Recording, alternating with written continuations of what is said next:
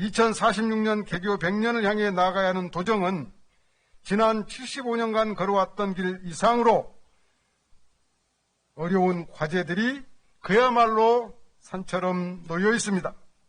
저출산과 고령화, 인구 절벽과 지방 소멸, 4차 산업혁명 등으로 대변되는 어려운 과제에 더하여 작년부터 전 세계를 휩쓸고 있는 코로나 팬데믹이라는 대역병의 유행, 거기에 장차 도래할 것으로 예상되는 기후재앙이라는 절체절명의 과제들이 저희들 앞에 놓여 있습니다.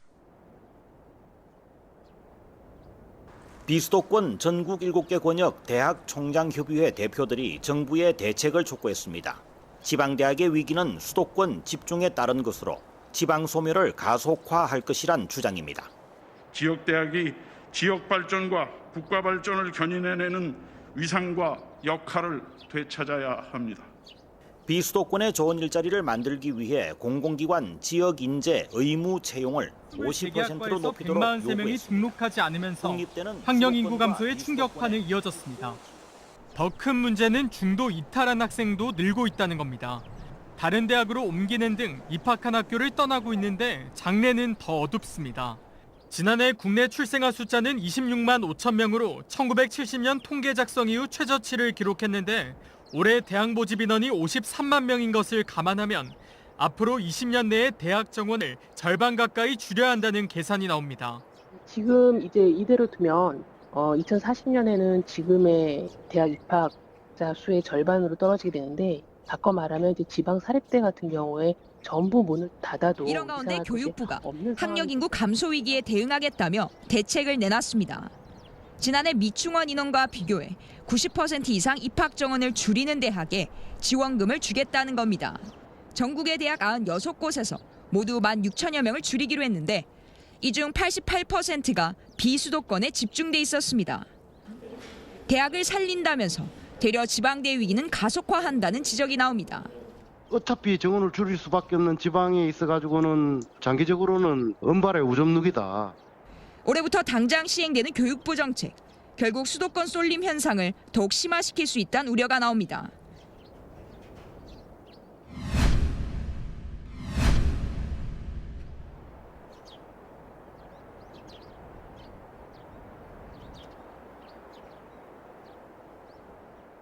지역사회에 훌륭한 쓸만한 대학이 없다 그러면 그 지역은 청년들이 남아있지 않아요. 청년들이 없다라고 하는 건 아이 울음소리 들릴 일이 없다는 거고, 그래서 그 지역은 문을 닫게 됩니다. 이거는 악순환 구조로 가는 거죠. 앞으로 우리가 살아가기 위해서, 그리고 100년을 도약하기 위해서는 어떻게 우리가 헤쳐나가야 되는지 원론적인 부분 다시 한번 시작을 해서 준비를 해나가지 않으면은 그 100년은 돌아오지 않을 거라고 생각이 됩니다.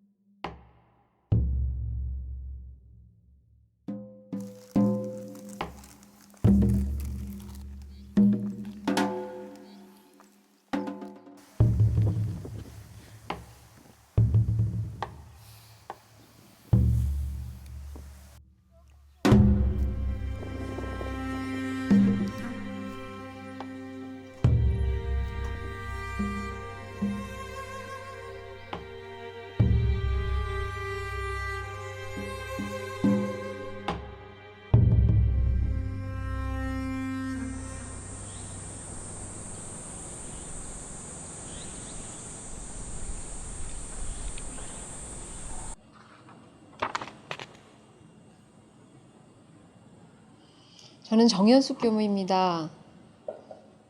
원불교가 태어난 전남 영광에 있는 영산성지, 원불교 근원성지에 자리한 영산선학대학교에서 학생들을 가르치고 지도하며 함께 생활하고 있습니다. 이곳은 원불교가 태어난 곳이기 때문에 그 의미가, 종교적 의미나 교단적으로도 큰 의미를 가지고 있는데요. 환경적으로도 농촌의 그 옛날 대종사님께서 대각을 하셨던 그 분위기가 그대로 남아 있어서 학생들이 이곳에서 수학하고 또한 수행을 하는데 굉장히 도움이 되고 있습니다.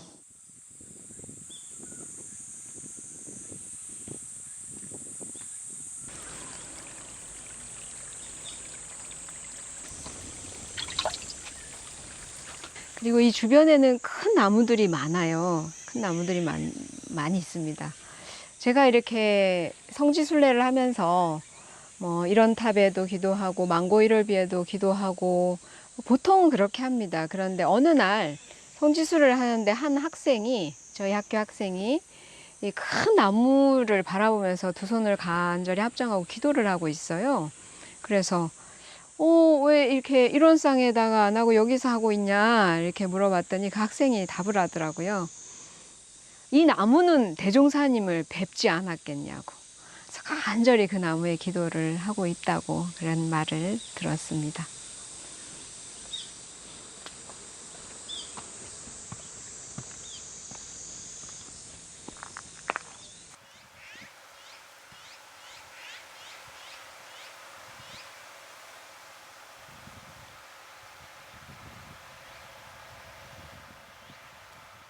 많은 학생들이 있지는 않지만 종교성직자 양성기관이라 많은 학생들이 있지 않지만 그래도 저희들이 이곳에서 대종사님의 뜻과 그리고 뒤에 선지님들의 뜻을 이어가기 위해서 다 함께 모여 정진 적공의 시간을 보내고 있습니다. 오늘 잘했어. 괜찮으시죠? 네. 저는 따로 공원 아직 일주일 전에 했는데 일산 수행의 요법 9가지가 있는데 그 중에서 마지막 그쪽에 이제 공의심이 없는 사람을 공의심 있는 사람으로 돌리자 하는 거 있는데 그래서 제가 살다 보면서 제가 하고 있는 생활을 다시 돌아보니까 그래서 공의심이 있었나 없었나 생각해보면 공심이 없었던 것 같다는 생각이 많이 들어가지고 그래서 친구들이랑 얘기를 하다가 친구들이 도반들이 그 공심에 그냥 마음 내서 하는 것도 있지만 이게 스승님들이 시켜서 하는 거 스승님들이 그 말씀에 따라서 순응하는 것도 공심이 있는 거라고 그렇게 말해주는데 근데 저는 시켜서 할 뿐이고 이거는 왜 공심으로 할 수 있을까 그런 의무가 들어서 어떻게 하는 것이 공심으로 할 수 있는 건가? 공심에도 단계가 있을까? 처음에는 시켜서 하는 단계가 필요해요. 시켜서 하는 단계가 필요하고 그것이 이제는 시키는 게 아니라 그냥 자기가 마음에서 철이 들어서 깨침을 얻어서 이거는 해야 되는 거다. 세상을 위해서 이익을 주는 것은 정말 필요한 일이다. 내가 알아서 해야 되는 단계가 있고 이제 최고적 마지막 단계는 뭘까? 마음에서 시키지도 않아. 누가 시키지도 않고 내 마음도 시키지 않아. 근데 저절로 되는 단계가 있겠지. 근데 그게 이제 최종의 단계일 것 같은데 정산종사님께서도 천지 보훈의 조목을 천지 보훈의 강령, 그지? 천지 보훈의 조목을 실행하는 것이 어떻게 보훈이 되는 것이냐라고 이제 그에 대한 답을 하셨듯이 그것이 그냥 하기만 해도 시켜서 하는 거죠. 그것도 조목을 말씀하셨고 시켜서 하는 건데 그것이 보훈이 되는 과정이 변호사님 자세히 말씀해 주셨으니까 그 말씀 법문 그대로 한번 봐서 그 말씀에 따라서 마음을 한번 비춰보고 이제 앞으로 명심교우도 앞으로 종합교우도 이렇게 마음에서 시키지 않아도 되는 단계까지 가보면 될 것 같아요. 네, 감사합니다.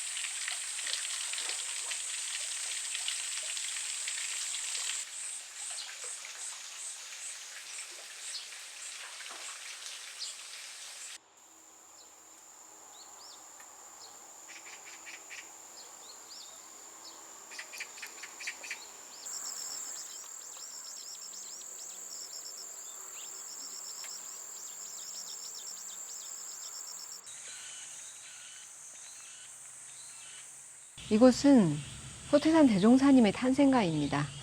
이 탄생가 바로 옆에 옥녀봉이 있는데요. 대종사님은 숭산종사님께 저 옥녀봉에 소리를 질러봐라. 이름을 불러봐라. 크게 불러봐라.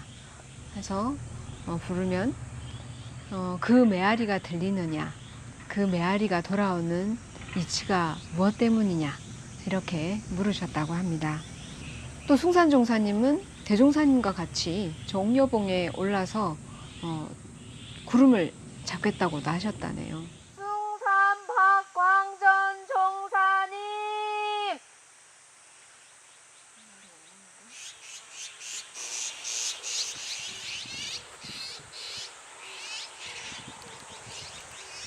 숭산종사님이 받았던 그런 교육은 좀 특별하셨습니다. 잘못한 점이 있으면 그것을 외우라고 하셨어요. 그래서 그 조목조목을 이렇게 외우셨다고 하는데 기록에 남은 어떤 조목들이 있느냐 봤더니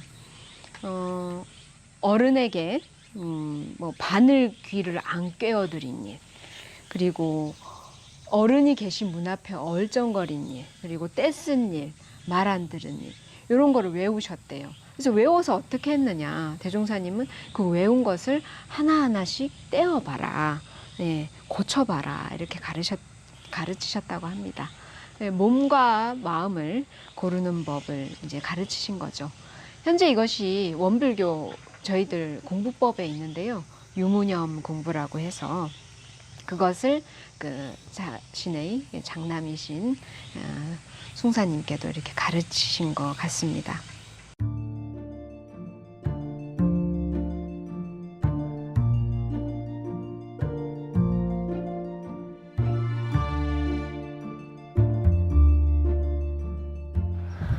원불교의 유무념 공부의 유념은 있을 유자를 써요. 있을 유자에다가 생각념자.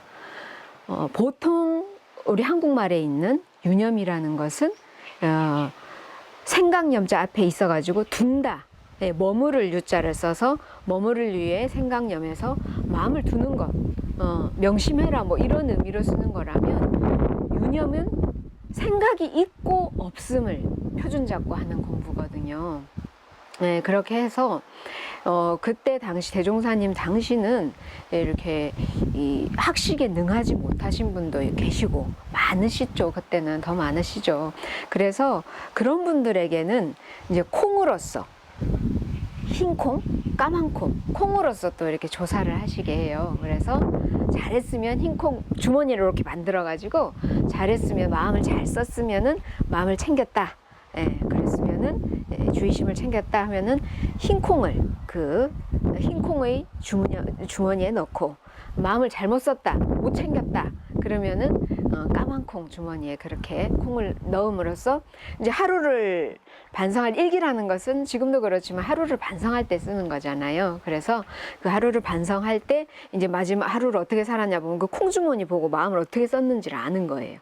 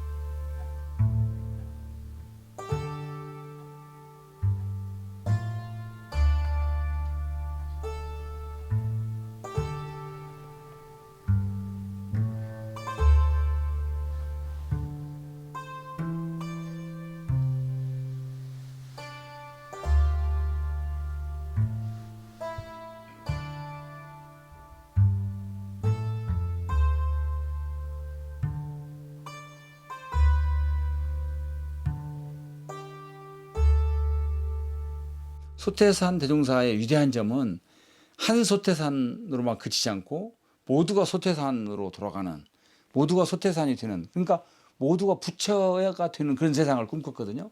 나는 지금 정신수양 부분에 몇 점인가, 사리 연구를 정확히 연구를 하는 사람인가, 그다음에 정의는 취하고 불의는 버리는 이런 결단력이 나한테 있는가, 또 상당히 내가 그 약간 느린다든가 나태해지지 않는가, 이런 것들이 항상 사막으로 내 정신 차림 운동을 점검해야 되거든요.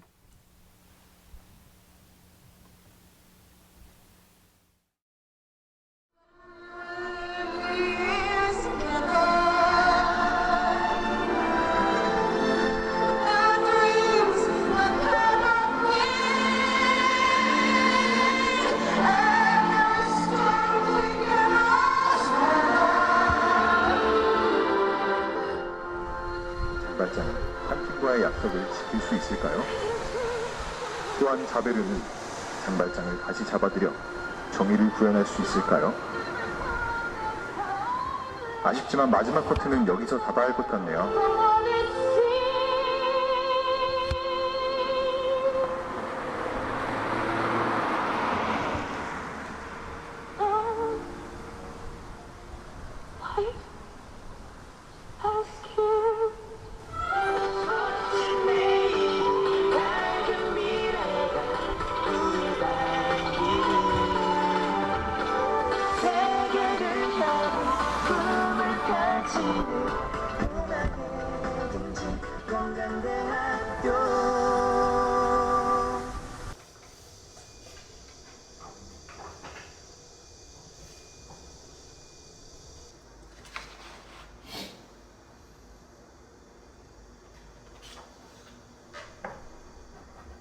네, 반갑습니다. 저는 허석이라고 합니다.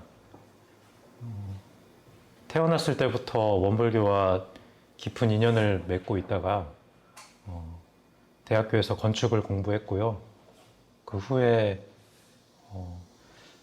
인생을 어떻게 하면 보람있게 살 수 있을까, 그리고 마음 공부를 평생 나도 하고 다른 사람에게도 좀 해보고 싶다는 마음이 들어서 원불교를 다시 공부하게 됐고, 그 길로 원불교 공부를 깊이 하다가 이렇게 숭사님에 대해서 또 알게 되었고, 그리고 지금은 원불교학과 예비교무들을 가르치는 일도 하고 있고, 그리고 기숙사에서 함께 생활하면서 사감으로 또 생활하고 있습니다.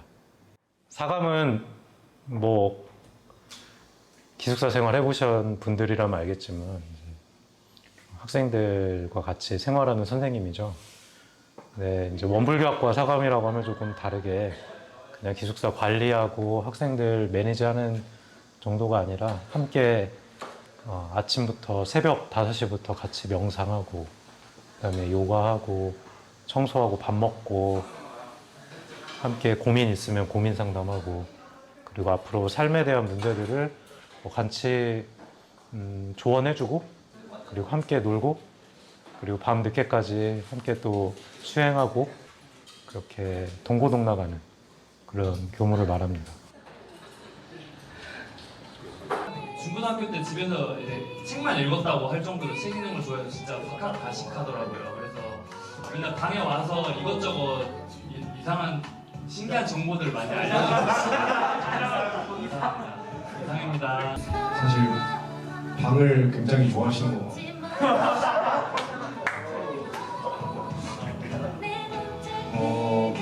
앞으로 대화 좀 많이 하고 싶습니다.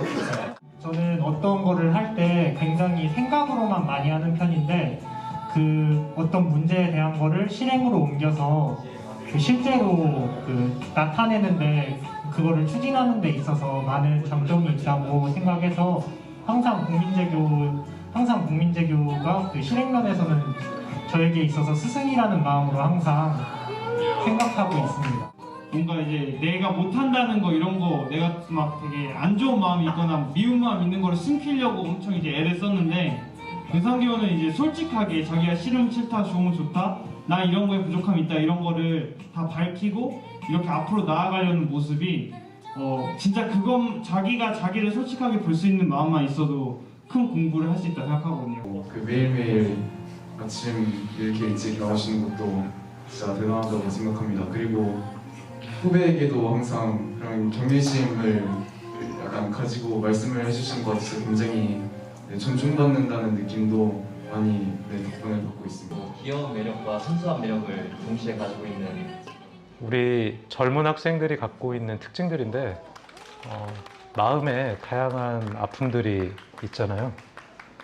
시대는 편안해졌지만 그에 반해 또 마음이 또 많이 약해지는 시대고 대중사님 말씀대로 정신이 쇠약해지는 그런 시대이고 물질의 정말 힘은 점점 갈수록 정말 강해져가는 시대이고 그 시대 속에서 대종사님께서는 어디 산에 가서 예비교무 키우라고 하지 않으시고 이렇게 대학을 통해서 이런 보편교육을 받으면서 이 대학생들과 함께 소통하면서 예비교무를 교육하라고 하셨고 이게 원광대 우리 예비교무 교육의 중요한 모토라고 생각을 하는데요.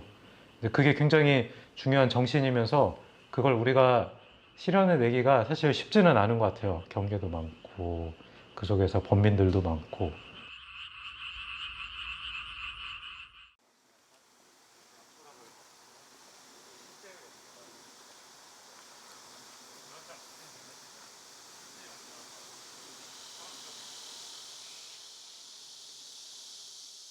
제가 학창 시절에 스승님으로 모시고 공부했었고 이제는 원광대학교 원불교학과를 이제 은퇴하시고 이제 원로 교무님으로서 저희 후진들에게 늘 큰 가르침을 주시는 우리 제타원님 모시고 대종사님과 숭사님께서 나누셨던 어떻게 보면 원불교에서 가장 소중한 문답이라고도 할 수 있는 그 법문을 좀 제가 여쭙기 위해서 이렇게 제타원님 모셨습니다. 모두 아시다시피 이제 대종사님께서 깨달음을 이런상의 진리로 상징을 하셨고 그걸 법문으로 말씀을 하셨고 그 가운데 숭사님께서도 어린 시절부터 그 이런상의 진리를 늘 마음에 품고 사셨던 것 같아요. 이 이런상과 인간과의 관계 이 법문은 이제 그 불법연구의 회보에 1937년 7월 8월호에 이렇게 게재가 되더라고요. 대종사님께 들으셨던 이 법문이 어떤 내용으로 되어 있는지 좀 소개를 좀 부탁드립니다. 여기 회보에 우리 이제 대종경에는 내가 큰 진리를 물었도다 이렇게 돼 있지만 그 회보에는 내가 가장 큰 진리를 물었도다 이렇게 말씀하셨거든요. 가장이라는 말이 들어가 있어요. 그러니까 그 의문에 대해서 대종사님께서 이제 설명을 해주시는 거죠. 그 당시에 우리나라에 들어와서 많은 사람의 관심을 끌었던 기독교, 우리나라의 전통적인 육아, 불가 이런 데 대한 관심도 끊임없이 가지고 계셨던 분이시니까 이런 관심을 가지고 계시면서 이런 진리에 대한 이런 말씀을 그럼 우리가 어떻게 받아들여야 돼? 그 대종사님께서는 그러셨거든요. 그 앞에 금방 네. 앞에서 얘기한 것처럼 불가에서는 그에 따라서 그 진리 실체 근원적 진리를 청정 법신물이라 네. 하고 유가에서는 태극도는 무국이라 하고 도가에서는 자연보고 도라고 하고 이렇게 하셨다고 그랬어요. 말씀을 하시면서 이런 모든 종교가 이론의 진리에 귀의한다 그런 말씀을 하셨어요. 근데 세상을 바르게 생명을 이롭게 하고자 하는 데 있어서는 모두가 같은 바이다 그렇게 말씀하셨거든요. 나 이게 참 중요한 부분이라고 생각해.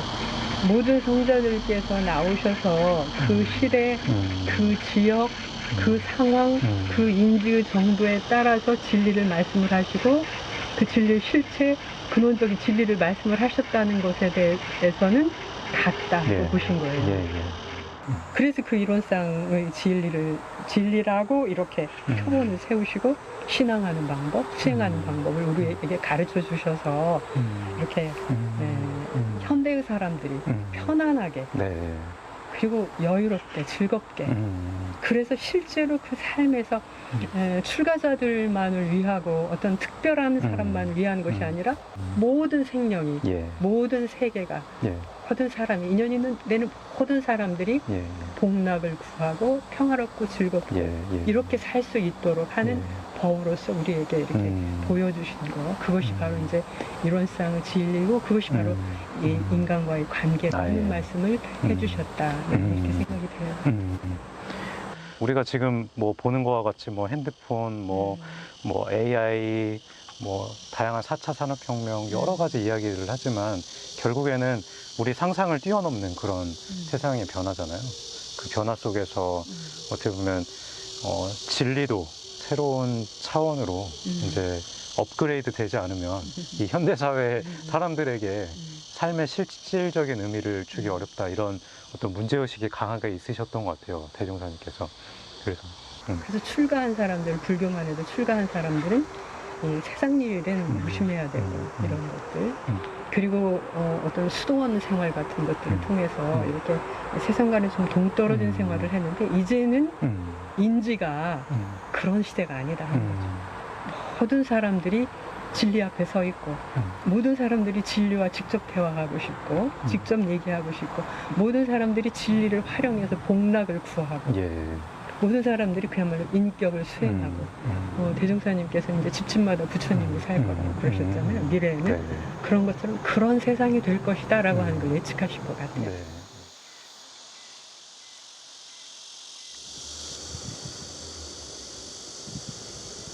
여기 원광대학교 들어온 학생들은 누구나가 그 종교와 원불교라고 하는 교양 과목을 듣게 돼 있어요. 종교와 원불교 해가지고 학생들이 생각하기에 그러거든요. 원불교 재단 학교니까 원불교를 가르칠 거다. 뭐 채플 이런 것에 저기 하듯이 그리고 원불교 뭐 법회라든가 이런 곳에 가면 점수를 주고 그럴 거다. 이런 생각을 하기도 하거든요. 너희는 원불교 학교에 왔으니까 원불교를 배워라가 아니에요. 원불교를 배워라가 아니라 인간으로서 아까 그들에게는 이게 너무 이제 어려운 말이고 낯선 말이 될 수도 있지만 네 삶이 처해 있는 네 삶이 자리하고 있는 이 진리의 실체가 무엇인지 네 삶의 근원이 무엇인지 이것에 다가갈 수 있도록 해봐라. 너 자신에게 다가갈 수 있도록 해봐라. 너 자신을 알아가고 네 자신을 발견해보고 네 자신의 그 원래 그냥 아름답고 이런 원만하고 이런 성품에 다가가보고 그 성품을 활용할 수 있는 방법을 찾아봐라. 그 감사 일기 작성을 통해서 지금 나의 생활은 어떤 변화가 있었는지 지금이 아니라고 할지라도 그때 당시라고 할지라도 내 생활의 변화가 어떻게 되었는지 두 가지를 작성해 보도록 하겠습니다. 사소한 일상의 의미를 부여해 감사하다고 마음을 표현하니 긍정적인 생각을 많이 할 수 있었습니다. 네, 그래서 저는 저의 존재 가치를 소중하게 여기려면 저 스스로 지금 여기 나에 집중을 합니다. 우리는 마음을 쓰는 데는 익숙하죠. 생각도 하고 감정도 일으키고 뭔가 하려고 하는 의지도 계속 내고 살아가는데 그렇게 마음을 계속 쓰기만 해서는 마음 공부를 할 수가 없습니다. 실은 우리가 우리 마음에 가장 가치 있는 부분들, 우리 마음에 뭐라고 해야 될까요? 좋은 에너지들을 잘 쓰려면요, 마음을 멈출 줄 알아야 돼요. 남의 말만 듣고 쉽게 그 사람이나 그 일을 판단하지 말자라는 유념을 잡고 생활 속에서 실천해 보는 것이죠. 그래서 어느 때니까 네가 살아갈 때, 어느 때가 여기서 졸업한 학생들이 살아갈 때 그런 것들이 자그마한 씨앗이 될 수 있도록 하는 거. 그것이 이제 종교와 원불교라고 생각을 해요. 아시죠? 이제는 내가 그댈 지킬 테니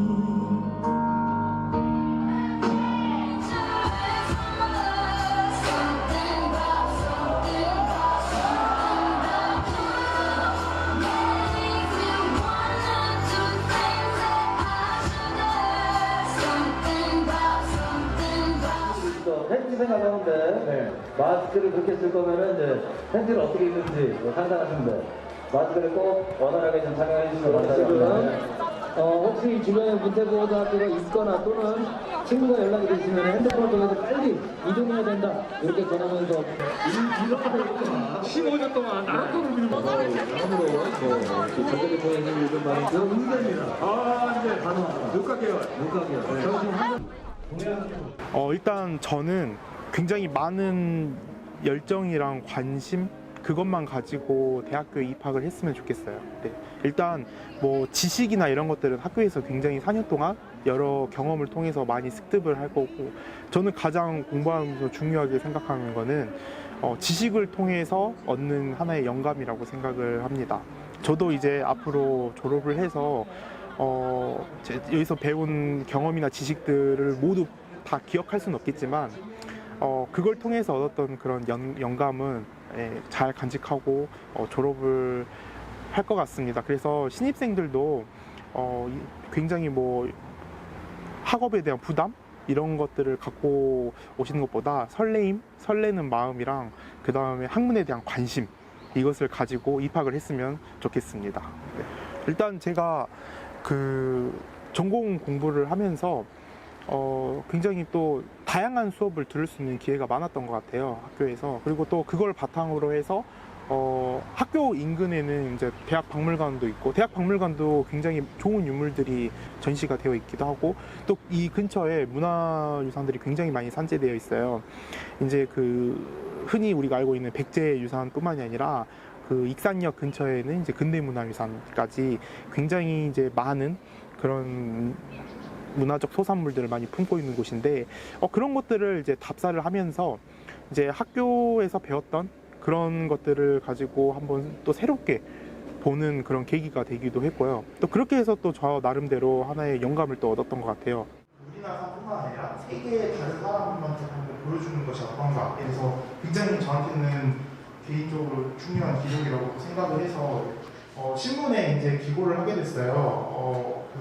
저희가 이제 쌍용에 대해서 지금 필드를 만들었는데, 쌍용뿐만 아니라 익산 지역에는 다양한 그 화학으로 이해할 수 있는 그런 문화유산들이 굉장히 많아요. 이 미륵사지에 대한 그런 스토리텔링이 잘 활성화돼서 이게 하나의 중요한 관광장이 된다면 우리나라뿐만이 아니라 세계 많은 사람들이 이 지역을 찾게 될 것이고, 그러면 이거는 미륵사지 석탑이나 이런 익산에 있는 많은 문화유산들은 절대적인 자원이 되는 거예요.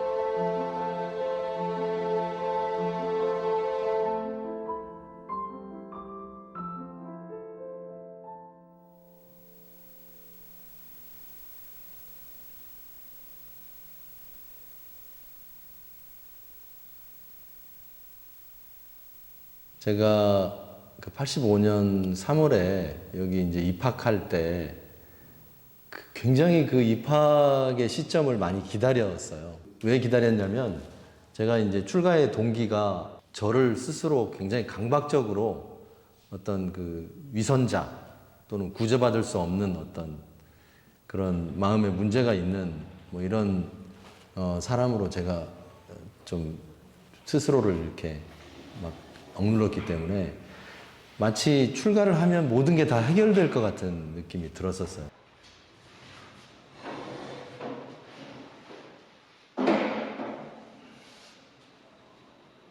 근데 일주일이 뭐 지나고 한 달이 되고 해도 전혀 변화가 없었던 거죠.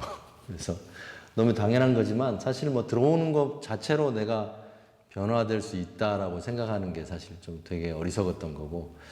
근데 다만 그 뒤에 이제 그 학창 시절 4년을 통해서 정말 많은 제가 여기서 크고 작은 깨달음과 또 이런 여러 가지를 배우고 얻게 되면서 참 그 생각이 많이 나는데 해마다 겨울방학, 여름방학마다 시간만 나면 만덕산이라고 하는 그 진안에 있는 우리 원불교 최초의 그 훈련원이 있거든요. 거기서 이제 훈련을 나면서 그거를 이제 크고 작고 어렴풋이든 이제 그것이 사라진 상태. 그러니까 내가 다른 사람을 의식하는 상황, 다른 사람을 잘 보이려고, 다른 사람에게 잘 보이려고 하거나 아니면 어떤 그 나에 대해서 집착하는 것을 놓아버린 상태에 대해서 체험을 한 거죠.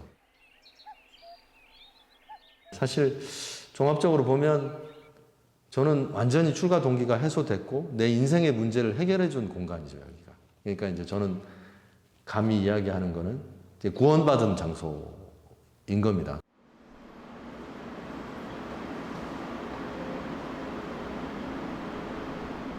각도가 지금 여기 갤러리의 그 메인 부분이랄까요? 전체 360도를 비추지는 못하지만 메인 부분을 비추고 있습니다. 그런으로 돌아오고자 무천이나 공을 들였구나. 그러나 어찌 그냥 뒷머리 장인들만 같으리. 자타가 하늘되어 생긴 에너지는 일상의 모든 경계를 즐기게 하고 언제 어디서나 위대한 타협과 함께하게 된다. 한번 좀 기회 되시면 오셔서 좀 보시면 우선은 좋을 것 같고요. 저는 지금 한국예술종합학교 영상원의 부원장을 맡고 있습니다. 그리고 학교 산학협력단장을 지금 4년째 하고 있고요. 여기 학교에 들어온 건 이제 조금 있으면 만 20년이 되고요. 숭산종사님은 이제 저도 몇 번 뵀었고 이래저래 좀 인연도 되는데 특히 제가 이 프로젝트에 좀 참여하게 된 그 계기는 그 숭산종사님이 사실은 제가 생각할 때는 그 원불교가 지향하는 인간상이랄까요? 어떤 출가자상으로서 상당히 근접한 분이다라는 생각을 하고 있어요. 이 대종사님이 그 당신의 대각의 과정, 구도의 과정, 대각의 과정을 그리고 그 이후의 어떤 깨달음들을 이 숭산종사님, 장남에게 어떻게 자녀 교육을 통해서 이렇게 그걸 좀 확장시키셨는지 이것도 궁금하기도 했고요. 그래서 그런 관심들과 또 여러 이제 주변 상황들로 인해서 참여하게 됐습니다.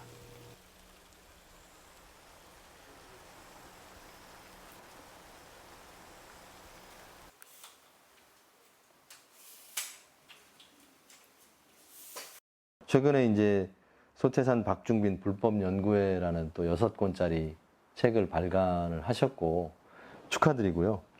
먼저 이제 제일 중요한 게 소태산 대종사님께서 어떻게 숭산이라는 큰아들을 바라보셨는지 그리고 어떻게 교육을 시키셨는지 한번 먼저 여쭤보겠습니다. 대종사님께서 19살 때 15살 때 결혼하고 19살 때 이제 딸을 낳았거든요. 큰 딸. 송천은 교수 그 어머니죠. 길선 사모님 놓고 그게 1909년이죠. 그리고 1915년 양력으로 8월 15일에 이제 당신 아들을 낳았어요. 그게 이제 우리 그 숭산 박길진 총장이죠. 그 아들한테는 특별한 뭐 주문이 하나 있었던 것 같아. 그 이제 후왕 양성을 기대한 것 같아요.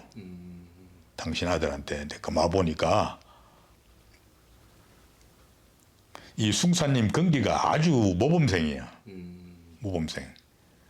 인사를 잘하라 그랬더니 동양원 거지한테도 인사하고 그리고 또 탁발원 중한테도 인사를 해요. 그리고 그 뒤에는 또 이제 신교육기도 시켜요. 저기 지금 그 저수지는 그 위에 가면 무남이라는 말인데 그 무당의 아들이 좀 그걸 했는가 봐요. 무당 아들이지만은 그 신교육을 상당히 했는가 봐요. 그거서 이제 그 한글도 배우고 또 가나까나 일본말도 배우고 또 창가도 배우고 그 체조도 배우고 그랬다 그래요. 근데 그때 벌써 아버지가 당신한테 뭔 기대하는 걸 알았는가 봐요. 철이 들었더라고 이미. 그게 어떤 사명감이랄까 그래가지고 착실한 걸 생각을 했더라고.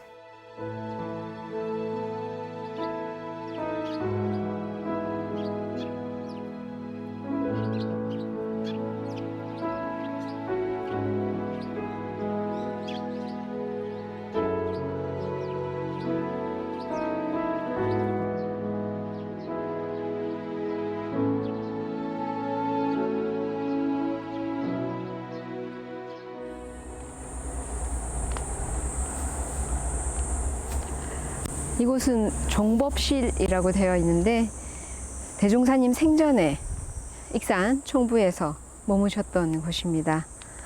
숭산 종사님께서는 영광에서 서장을 다니시다가 백수 보통학교로 2학년 편입을 하셨는데 1년도 채 되지 않으셔가지고 다시 익산, 그때 이리죠.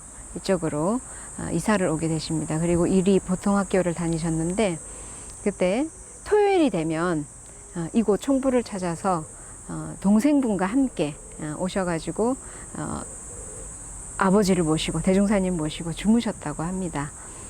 그때 총부 생활이 뭐 어디나 그랬겠지만 굉장히 강고한 생활이었고 어려웠다고 합니다.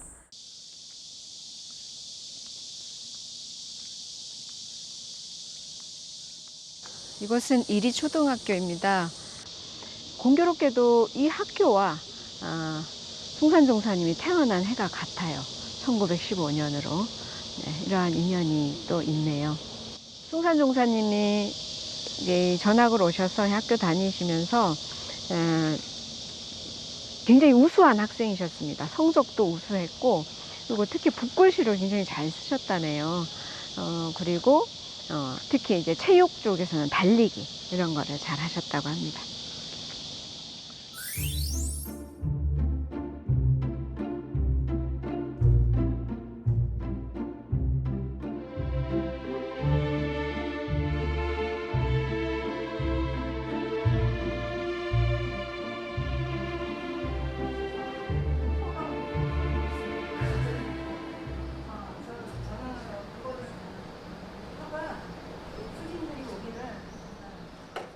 서울의 경성의 제자들이 원기 9년에 대종사님을 만나 뵙고 당신들이 가르침을 받고 싶어서 우리도 큰 어른의 법문을 받들기 위해서 교당을 하나 세워서 그리고 교무님을 정식으로 요청을 하자 해서 원기 11년에 정식으로 교당이 출발이 되는 거예요. 그러면 이것이 창신동 출장소 하는데 서울교당의 시작이 서울교화의 시작이면서 원불교 교화의 시작이라고 보시면 되겠습니다.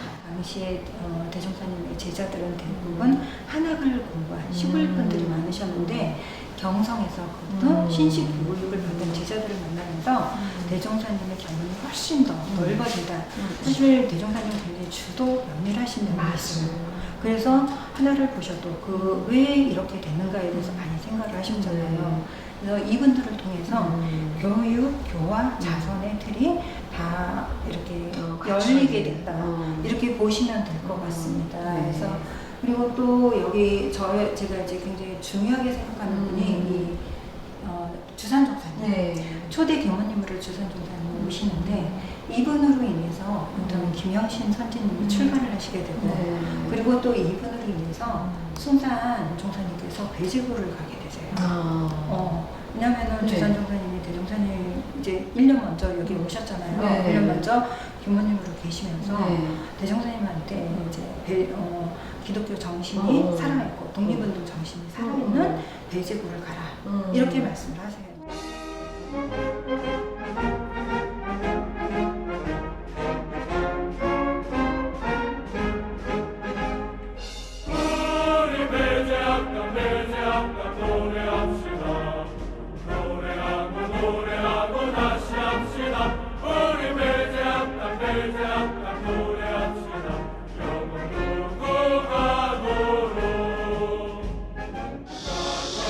이곳은 배제 고등학교입니다.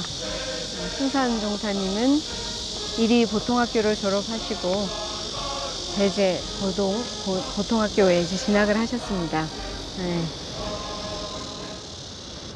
숭사님이 다니셨던 자취를 찾아 이곳까지 오게 되었는데요. 이곳에서 중요한 사료를 얻게 되었습니다. 숭산 종사님 학교 다닐 때의 학적부입니다. 행정실장님이 미리 자료를 찾으시면서 학적부 안에 있는 이제 용모도 보시고 그리고 성적도 파악을 하셨는데 굉장히 뭐 외형으로나 또 학생으로서나 굉장히 뛰어난 분이셨음을 이곳 현재 행정실장님께서 이렇게 말씀을 해주시더라고요. 그래서 한자 한자 그때 시절에 이게 적혀진 것을 보니까 대종사님부터 또 숭산 종사님이 다시 그려지면서 일신으로서 여기 계셨던 게 아니고 교단의 대표로 이곳에 계셨구나. 그리고 훌륭하셨구나. 오늘 학교를 찾아와서 학생들을 보니까 처음에 학교를 들어왔을 때는 그 학생들이 그냥 고등학생이구나 싶었는데 나갈 때는 그 학생들이 달리 보이는 거예요. 우리 숭산 종사님의 후배구나 라는 느낌으로 좀 더 관심이 가지면서 이렇게 보였습니다.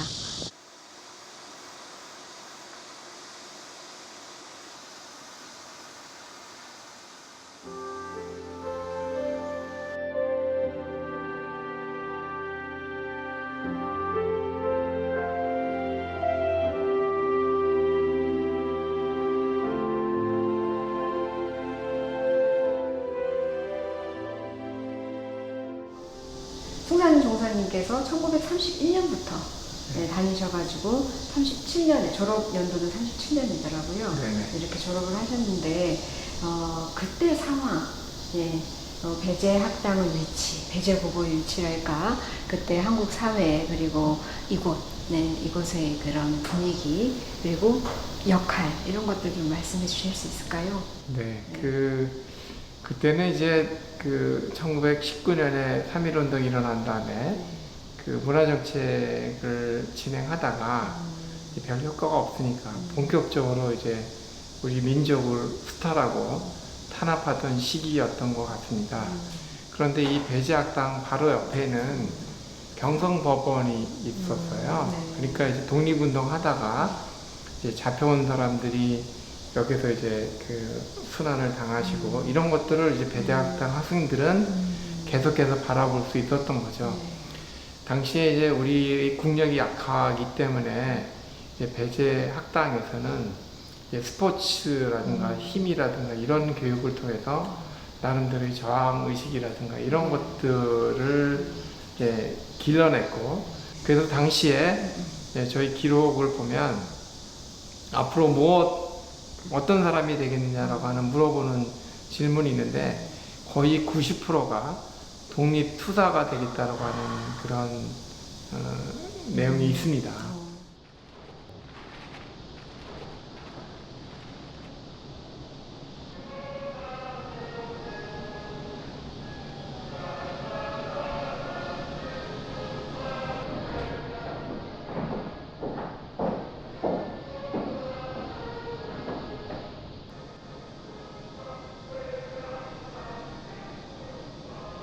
당시 배제학당은 그 우리나라 최고의 엘리트들로 중심이 되어 있는 그 교사 선생님들로 구성이 되어 있었습니다. 사실 정동을 중심으로 한 이 한국 근대의 모습은 전 세계로부터 온 많은 엘리트들이 이 정동에 와서 그들이 생각을 교류하고 당시에 어떤 그 유행했던 문화가 이렇게 서로 이렇게 뒤섞이면서 용언어처럼 이렇게 꿈틀꿈틀거렸던 곳이었습니다. 그래서 그러니까 가령의 미국이라든가 영국이라든가 러시아라든가 또 일본이라든가 뭐 이런 전 세계로부터 많은 문화가 이렇게 섞이면서 새로운 문화가 막 꿈틀꿈틀거리는 거죠. 그거에 대한 실증적인 그 실체들이 이 정동에 고스란히 남아 있습니다.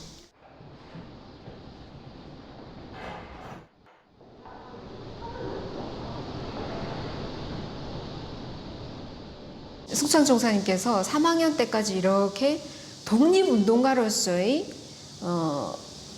꿈을 계속 키우십니다. 그래서 중국에 있는 정치대학으로 가려고도 하셨고요. 그랬는데 4학년이 되면서 이제 5년제 대학이었는데 이제 고학년이 돼 가면서 완전히 생각이 전환이 되십니다. 특히 21살 때 쓰신 졸업하실 때죠.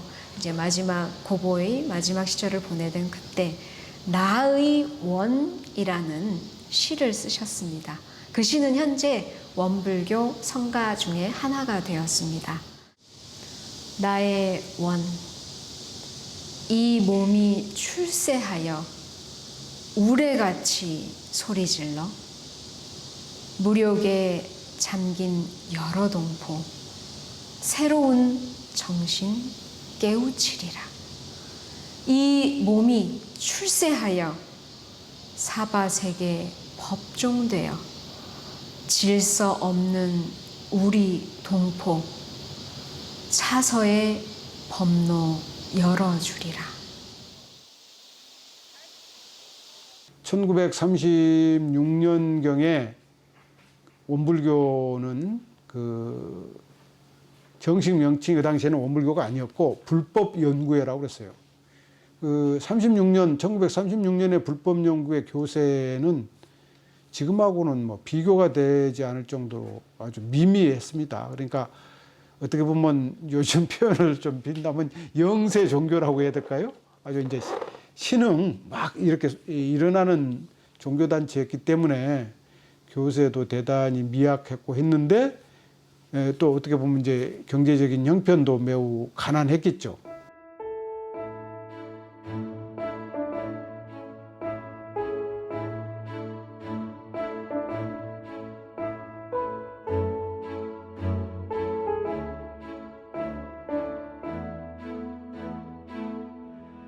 구도역정기의 회고록에 보면은 아버지가 묻습니다. 이제 너 왜 유학 가려고 가냐? 이제 요즘식으로 말하면 뭐 출세하려고 가냐, 돈 벌려고 가냐, 뭐 잘난 체하려고 가냐, 이런 식의 이제 물어보는 거죠. 그랬을 때 불법연구회를 어떻게든지 제대로 키우는데 보탬이 되게 하고 싶어서 갑니다. 그럼 뭘 공부할래? 그러니까 이제 뭐 본인에 따라서 여러 가지 할 수가 있잖아요. 전공을 뭐 굳이 종교나 철학이 아닌 걸 수도 있는데 저는 그래서 철학을 하겠습니다. 이렇게 답을 하니까 그럼 됐다라고 오케이를 했다는 거죠. 처음부터 그 숭산을 당신의 아들이어서가 아니라 숭산을 인재로서 점 찍어 놓으셨던 것 같아요. 대종사님이 삼남일녀를 두셨지만 딴 자녀들은 그렇게 가르치시질 않았는데 숭산은 처음부터 점 찍어가지고 서울 그 배제학교 유학을 보내시고 일본 동양대학 유학을 보내시고 한 것이 당시에 그 박창기 그 선생님이 그 조광지 기자와 그 인터뷰할 때 얘기 보면은 그런 얘기가 나와요. 우리가 지금 그 인재 육성 사업을 하는데 지금 돈을 상당히 쓰고 있다 하는 그 예로서 지금 그 박아무개를 일본에 유학을 공비로 유학을 보내고 인재를 키우고 있다. 그런 얘기를 자랑스럽게 얘기를 하는 걸 이제 보고 그저 한 사람이 일본 유학 간 그런 것이 아니라 숭산이 당시에 교단적으로 다 받고 있던 그 관심도 그 비중은 그렇게 컸구나.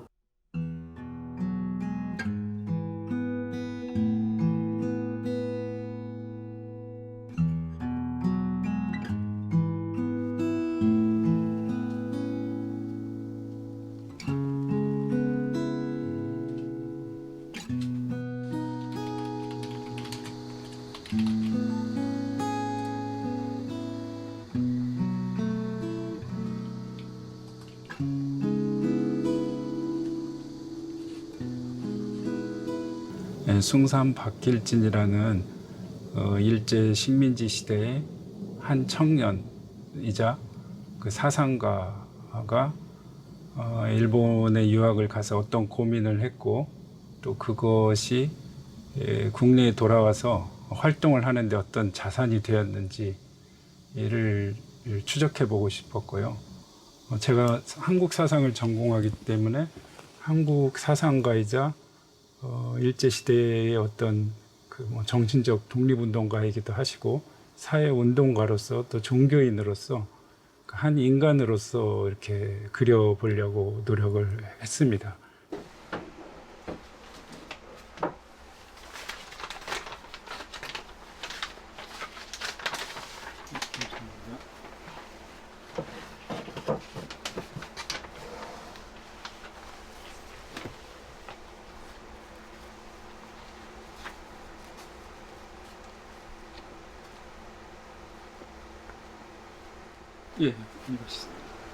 예, 불법연구회 회보 32호 1937년 신년호입니다. 여기에 숭산 박길진의 시가 있는데요. 새로운 출발이라는 제목이고 이해 동양대학에 유학을 떠나시기 때문에 떠나기 직전에 쓰신 걸로 생각됩니다. 한번 제가 읽어보겠습니다.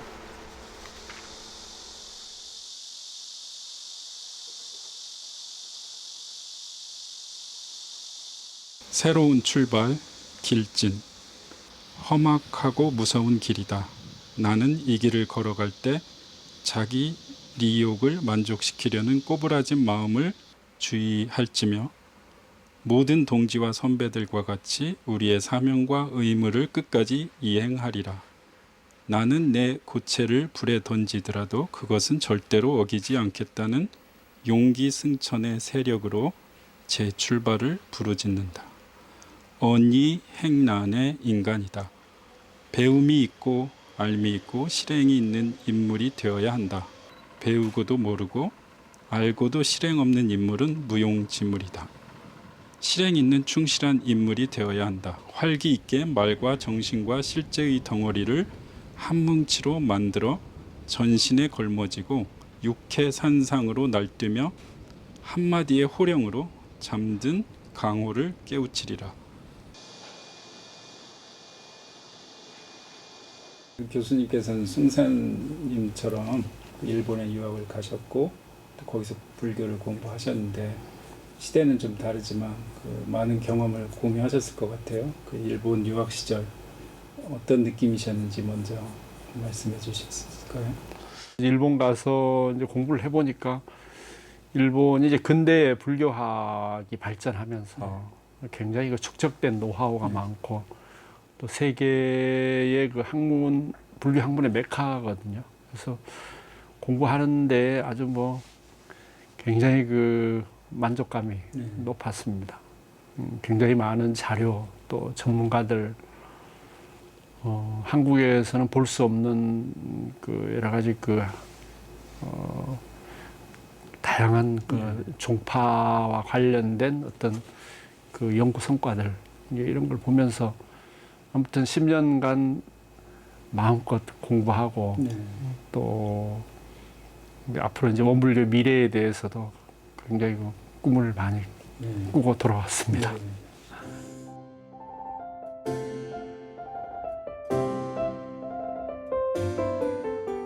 동양대학은 1887년에 그 동경대학 철학과를 졸업한 그 이노우에 엘료라는 사람이 이제 모든 학문의 기초는 철학에 있다라는 그런 건학 이념을 내세우고 1887년에 건립한 일본 유수의 그러니까 사립대학 중에는 명문 중에 명문 그 대학입니다. 이노우에 엘료라는 인물이 마침 제가 2019년에 조사를 하러 갔을 때 서거 100주년이어 가지고 특집 기사가 하나 나와 있더라고요. 그 산케이 신문이라는 신문에 이노우에 엘료 특집 기사가 이렇게 실려 있더라고요. 예, 이노우에 엘료라고 하는 분은 이 일본 불교계의 그 그야말로 성각자라고 말씀드릴 수 있어요. 이제 불교 집안에서 태어나서 이제 이분도 이제 승려였는데 나중에 환속을 했습니다. 그래서 불교를 어떻게 하면은 이 근대화할 건가, 그리고 이제 서양 철학이라든가 이런 근대적인 방법론을 통해서 불교를 근대화하는데 일생을 다 바치신 분이거든요. 이 불교가 근대 문명의 대안으로 이렇게 나올 수 있도록 연구도 하시고 또 설계도 하시고, 그 설계라는 것은 이제 그 인재를 양성해야 되겠다 이런 마음을 먹고 철학관이라는 것을 그 1887년도에 만드셨습니다. 그것이 이제 1928년도에 동양대학이라는 이름으로 바뀌는데 그 당시에는 이 사립대학으로서는 굉장히 이른 시기에 만들어진 대학이거든요. 그래서 여기에서 이제 불교 연구가 이루어지고, 우리 숭산 종사님께서도 일본에 유학을 갈 때 아마 여러 대학을 고려했을 텐데요. 이 동양대학을 고려한 이유가 바로 그런 그 맥락이 있지 않을까 이런 생각도 들고, 그곳에서 공부하고 오신 이제 그런 정신이 바로 원광대에 그대로 이식됐다 이렇게 볼 수 있겠습니다. 여기 지덕경전 나오잖아요. 보이시죠?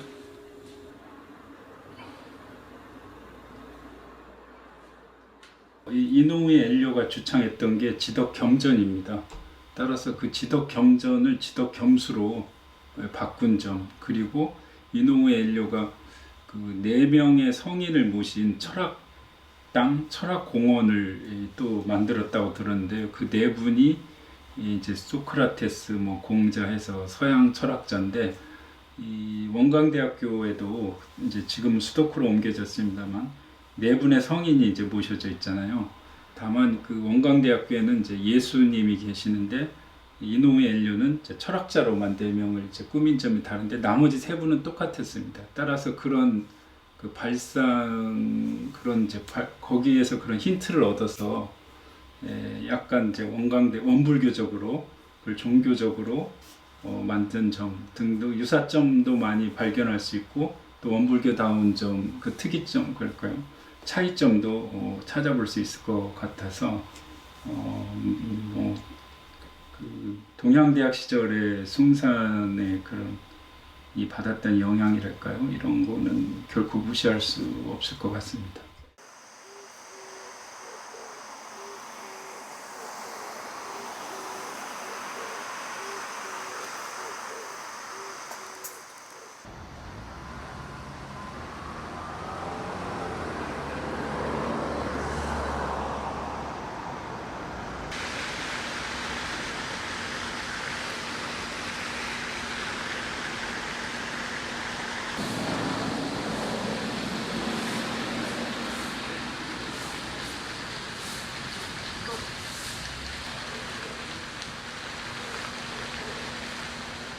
여기 이 동상들이 무슨 의미인지 알아? 이게 누군지? 공자예요? 그렇지. 그 유교를 창시한 공자고. 네. 그다음에 여기 옆에. 여기는 부처님이에요. 그렇지. 불교를 창시한 그 부처님이고. 네. 저쪽이 조금 저 두 분인데 저분은 그 예수님. 기독교 때 저분이 좀 어렵겠다. 맨 끝에 네. 가보면은 이제 소크라테스라고 네.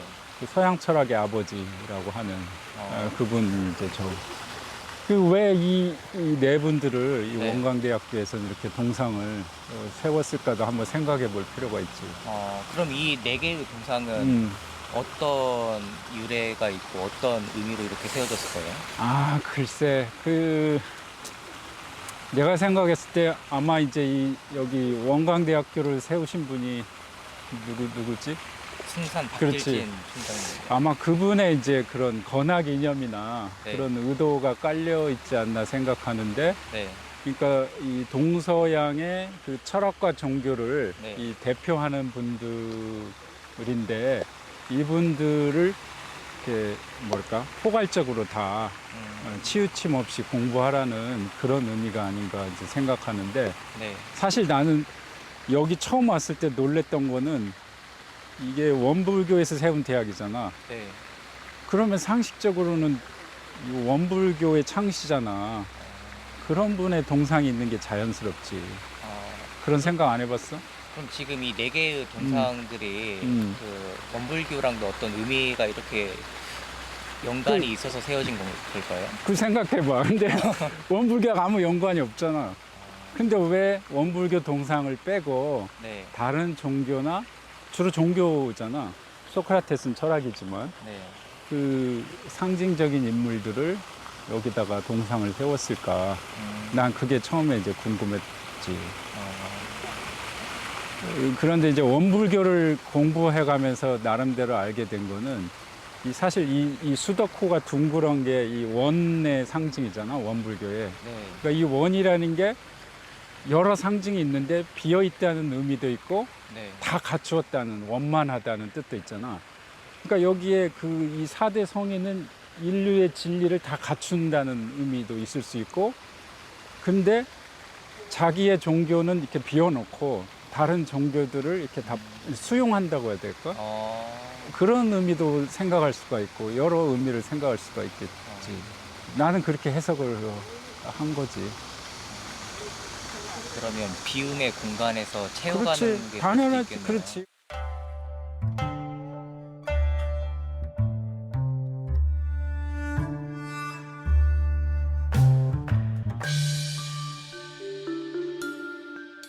승산은 동양대학에서 단지 철학을 공부하는데 머무르지 않았습니다. 그는 대학을 벗어나서 폭넓은 교류와 다양한 체험을 시도하였습니다. 그것은 세기를 떠나는 구도의 과정이기도 하였습니다. 하루는 일본의 성자이자 세계적인 사회운동가인 카가와 토요이코를 만나서 신에 관한 문답을 나누기도 하였습니다. 나는 그분에게 다음과 같은 질문을 하였다. 신에 대한 신앙이 철저하신데 그 신이 어딘가는 계실 것입니다. 제게 지금 그 신을 보여주었으면 합니다. 얼마 동안의 침묵이 흘렀다. 그런 후 정원수의 나뭇잎 하나를 따서 나에게 주시고는 이게 신이다 라고 하는 것이었다. 그래서 나는 더 이상 신에 대해서 묻지를 않았다.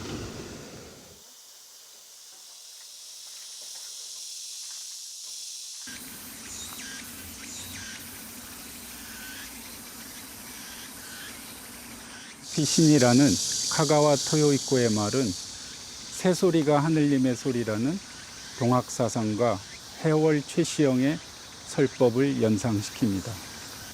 또한 처처불상 사사불공이라는 원불교의 가르침과도 상통하고 있습니다. 그 승산님의 여러 저술들을 보면은 굉장히 그 철학 지향적인 면이 많아요. 그래서 철학 개론을 다 통독했다라든가 그리고 이제 불교의 선어록이라든가 이런 걸 굉장히 깊이 탐구를 하셨거든요. 그러니까 이제 이 철학이라는 것은 그 이성적인 언어를 통해서 논리화를 통한 설득력을 가지는 건데 그 위에 이 불교라고 하는 깨달음의 세계를 접목을 시켜가지고 이 현대 문명, 근대 문명을 돌파하려고 하는 이제 이런 의지가 이 동아시아에서 일어나고 있는데 당시에도 마찬가지였고 그러나 그 정신은 계속 계승되고 있고 그래서 동양대학에 가가지고 제가 유학했던 것처럼 마음껏 공부하시고 또 그곳에서 이제 이 소태단 대종사님의 그 어떤 대각의 깊은 뜻을 어떻게 하면은 이 한국 사회 세계에 알릴 것인가 이제 그런 방법들을 굉장히 고민을 많이 하셨을 걸로 생각을 합니다.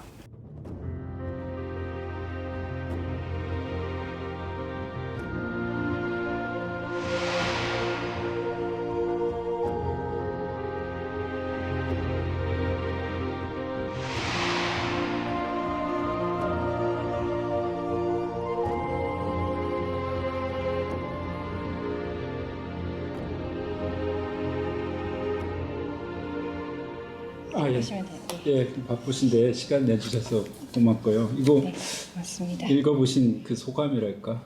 어때 전체적인 느낌이 어떠셨는지? 아, 네.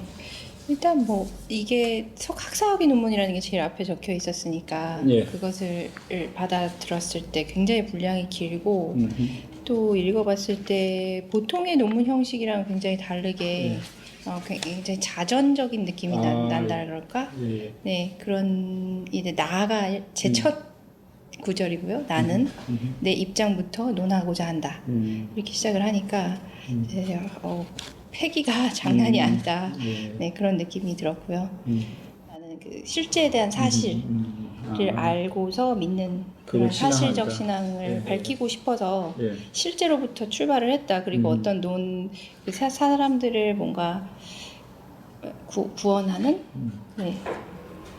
구원하는 철학을 그 종교를 말할 때 그런 사실적인 체계, 철학 체계를 갖추지 못하면 그것은 되게 위태로워진다라는 얘기도 있었어요. 위험해진다. 네네. 그래서 그런 점을 아마 염두에 두고 결국은 도덕, 종교와 철학을 같이 세우려고 이 논문을 쓴 게 아닌가 그런 생각이 들었어요. 쇼펜하우어가 잘못 빠졌다는 얘기도 여기서 그 악평을 받는 거는 사실 근거가 없는 건 아니고 너무 염세적으로 빠져버렸다는 거죠. 그 실제 의지로 파악은 했는데 사실은 그 의지에는 이제 선악이 있기 때문에 특히 악한 의지가 투쟁으로 이어질 경우 그것은 이제 굉장히 심한 염세주의로 빠져버리는데 그 부분에 있어서는 잘못됐다. 그래서 나는 그 염세를 돌려서 조화로 다시 설명해보자 한다. 그러니까 자기 나름대로 원불교 개론을 좀 써봤다는 느낌이랄까요? 그리고도 결어에서 마지막에 나는 되기 위하여 하고 있다 그랬잖아요. 네. 그렇죠? 그러니까 그냥 지식으로 끝나는 게 아니라 되기 위하여 하고 있다는 말이 제가 특히 인상적이었던 게 이 님이라는 거는 우리말에 대의 철학이 되기 위한 철학이잖아요. 그러니까 이분도 이 한국 철학 맥락에서는 어쨌든 님의 철학을 하려고 했던 거죠. 뭐가 되기 위해서. 근데 이분은 이제 나는 원인이 되고 싶다 이런 거였죠. 그러니까 원인이 님이고 뭐 그런 개념을 낸 거는 창시자인 자기 아버님인 소태산 박정빈이라고 봐야 되겠지만 어쨌든 그 분을 이 되고 싶어 해서 철학을 한다. 네, 맞아요. 세상을 보는. 그러니까 처음부터 그런 의지가 표명이 되잖아요. 여기 나는 이걸로써 고민으로부터 해방을 염원하고자 한다. 나를 구제하고 결국 인류를 구제하고자 한다. 뭐 그런 얘기가 나오고 그다음에 뒤에도 제일 마지막에 그래서 이제 즐거워야 된다. 번뇌 망령으로부터 갖지 않는 것으로 가야 된다. 이렇게 즐거움으로 가더라고요. 그 내가 대학 졸업하기 전에 거기 있을 때 벌써 불교 경수학원 원장 사령장을 보냈어. 어떻게 급하든지 어서 급하다 어서 오니라 어서 와서 이거 불교 전수학교 만들어서 이거 공부 아면 총무에다 전수학교 만들어가지고 이름이 불교 전수학원 그걸 만들어가지고 이제 평생 당시에 그런 이름이 아면 그게 내가 일본에 대학 재학 중인데 벌써 1년 졸업하려면 남았는데도 불교 전수학원 원장 사령장을 보냈다니까. 급하다가 어서 오니라. 그리고 거기에 대한 준비를 다 해라. 거기서부터 그 불교 전수학원 만들 것을 전부 다 만들어라. 구상해라. 그래가지고 이제 그렇게 급하게 생각을 하셨어요. 그러니까 이것을 새로운 것을 받아야 된다. 이렇게 교육을 앞으로 시켜야 된다. 그런 게 선언이라고 할까, 교육기관이라고 할까, 이것을 새로운 제도로 이걸 만들어야 된다. 과거의 선언이나 강언이나 이런 제도가 안 된다. 그것을 맡아서 해야 된다. 우리가 그런 것이.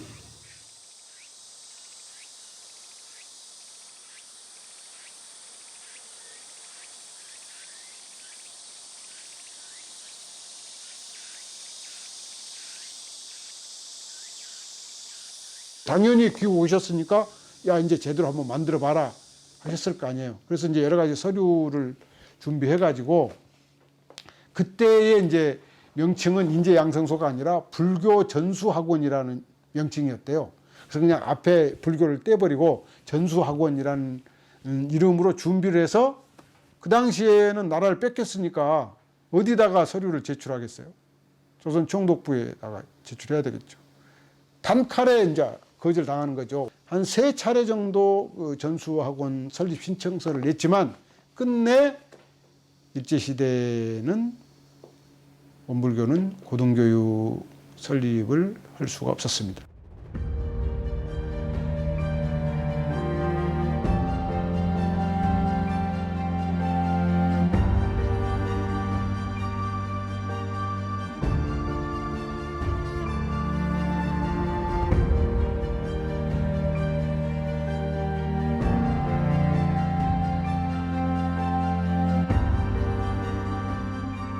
그 과정에서 이제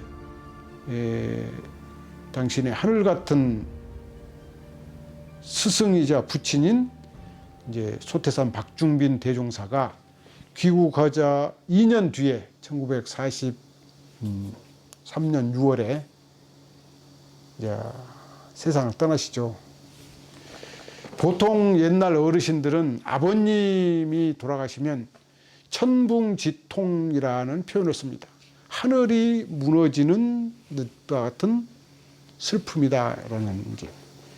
그러니까 아마 전수학원 설립도 좌절됐는데 거기에다가 이제 아버지께서 스승이기도 한 아버지께서 이제 돌아가셔 버리니까 두 번째 이제 그야말로 이제 하늘이 무너진 듯한 어떤 개인적인 또 아픔, 슬픔을 1943년에 이렇게 겪게 되죠.